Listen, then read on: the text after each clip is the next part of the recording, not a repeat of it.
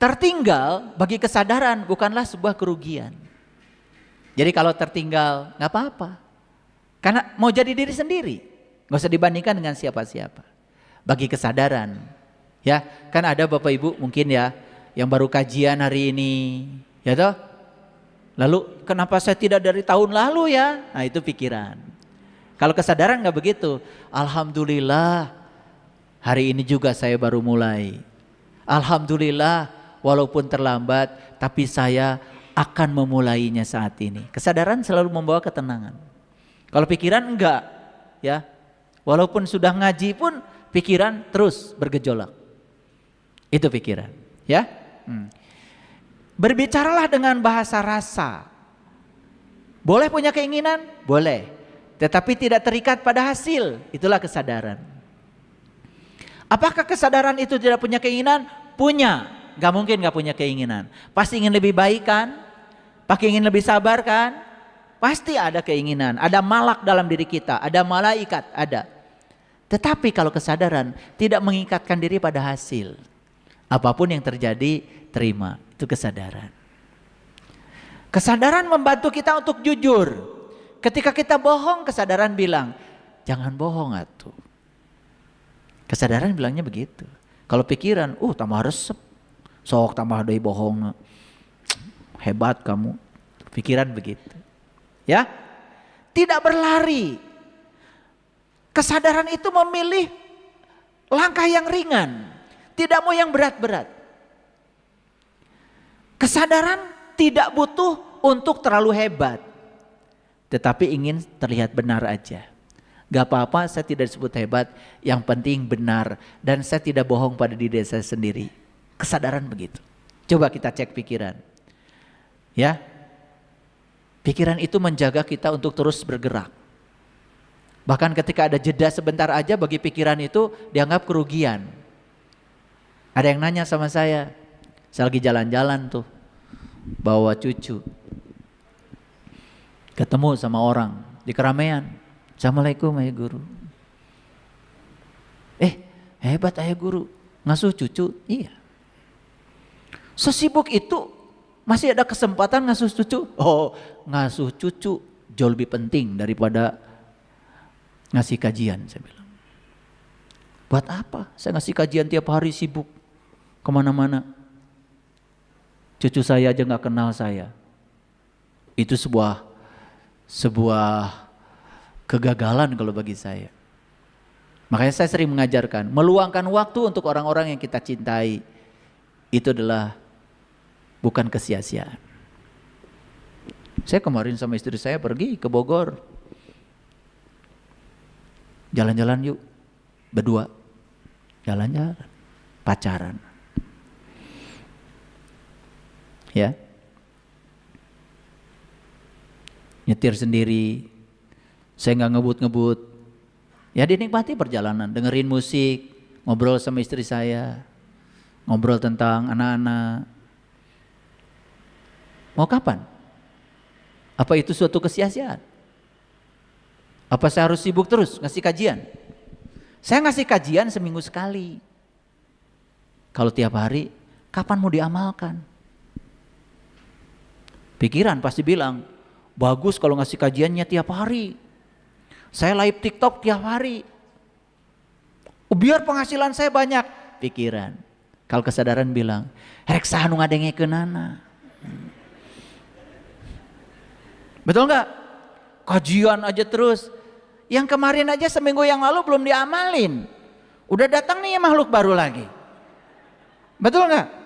Coba kajian yang lalu apa judulnya?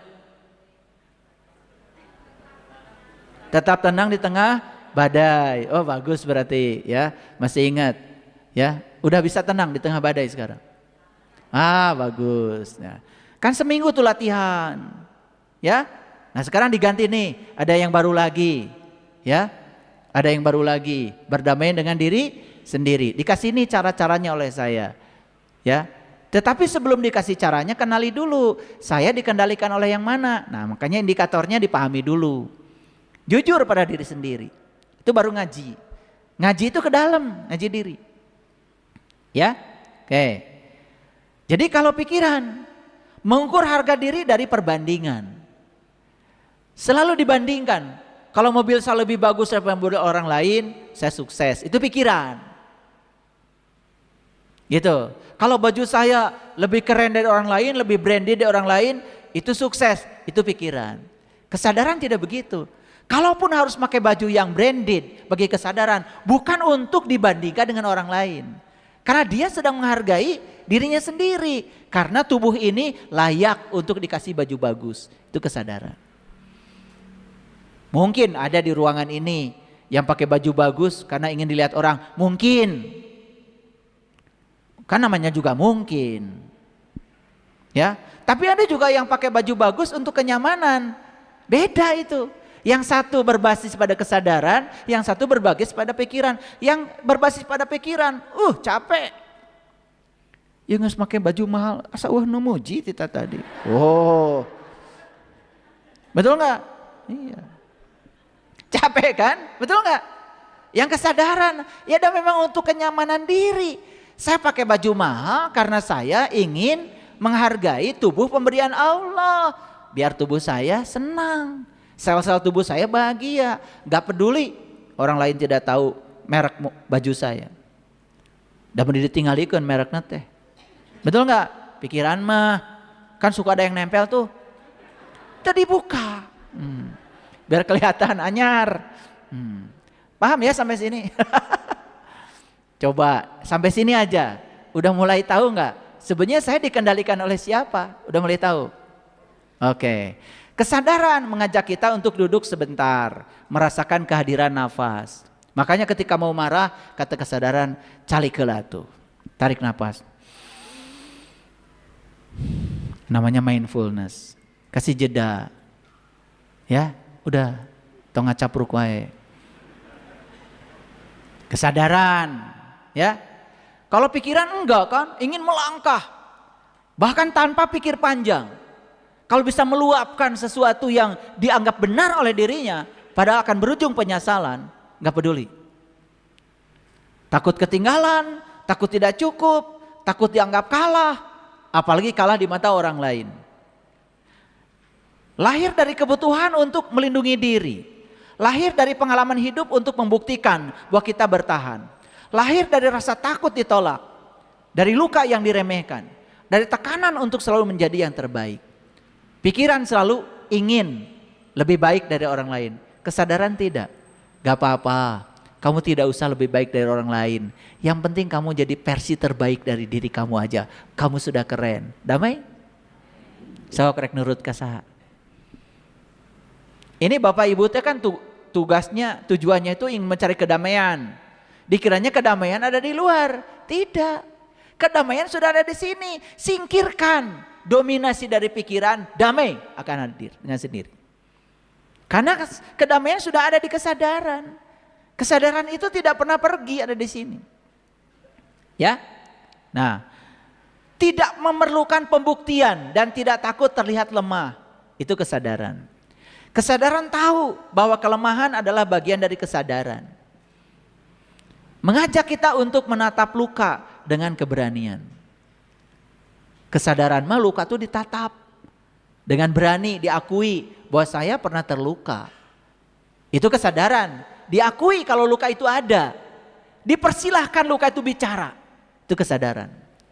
Tapi kalau pikiran, enggak. Luka itu ditutup dengan topeng. Pura-pura bahagia. Tuh ada yang bilang iya tadi ya. Bener ya, ini ngaji bener banget ya. Langsung iya katanya. Ya.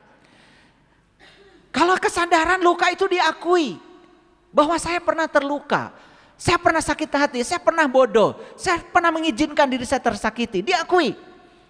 Dan sekarang healing, disaksikan, diterima bahwa itu pernah ada. Sembuh nanti. Tapi kalau pikiran tidak, malah luka itu disembunyikan sedalam-dalamnya.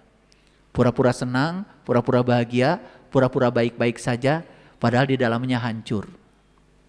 Coba rasakan.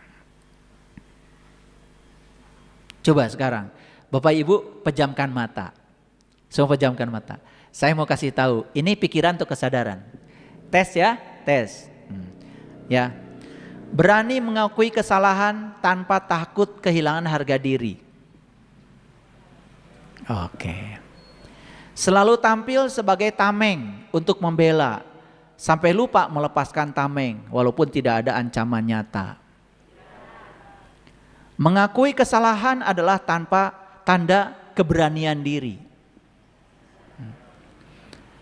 Kekuatan yang meledak-ledak itulah diri saya. Seperti danau yang tenang. Seperti air terjun yang bergemuruh. Sebagai kompas yang memberikan arah jalan sekalipun tidak mudah. Butuh waktu yang lama untuk pikiran. Wah, bocor nih. Ya, mengajak untuk berhenti sejenak, meresapi langkah, menyadari kehadiran. Pejamkan matanya. Tak pernah terburu-buru karena percaya semua hal ada waktunya sendiri karena ingin kita tenang. Selalu bergerak cepat karena ingin kita berkembang. Mengejar sesuatu karena semua orang melakukannya. Seberapa banyak yang dapat kita menangkan. Hidup adalah perlombaan mencapai garis akhir. Selalu menagih hasil. Jika tidak sesuai merasa gagal. Mengapa ini terjadi? Seberapa dalam kita memahaminya? Hidup adalah perjalanan yang memberikan banyak arti dan pengalaman. Nikmati setiap langkah dengan penuh kesadaran. Pesan apa yang hendak disampaikan lewat kejadian ini? Oke. Gitu cara ngajinya. Lanjut ya. Berfokus pada tujuan.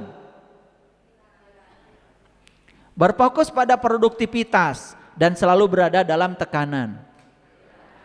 Lakukan ini agar semua orang melihatmu dan kamu diakui. Mengejar validasi. Selalu menutupi rasa sakit dengan senyuman palsu. Agar dunia mengira kita baik-baik saja. Berfokus pada perjalanan, kesadaran. Berfokus pada pemulihan. Berfokus pada napas yang lega. Bebas dari tekanan. Lakukan ini agar dirimu menjadi lebih bahagia meskipun tak ada orang yang melihatnya. Mengejar panggilan jiwa. Mengakui bahwa rasa sakit itu ada. Mendengarkan rasa sakit itu, memahami pesan yang dibawa rasa sakit itu. Mulai hebat ya ibu bapak ya. Tetap tutup mata, ya. Dengarkan lebih dalam lagi kata-kata saya dan klasifikasi. Selalu ingin disebut menang di mata orang lain. Nah, bukan hanya gitu jawabnya. Saya bukan itu. Saya yang ditambah ya. Nah, sekarang ditambah ya. Jadi setelah bilang pikiran atau kesadaran, bilang ada nggak pada saya? Itu jawab pertanyaan berikutnya.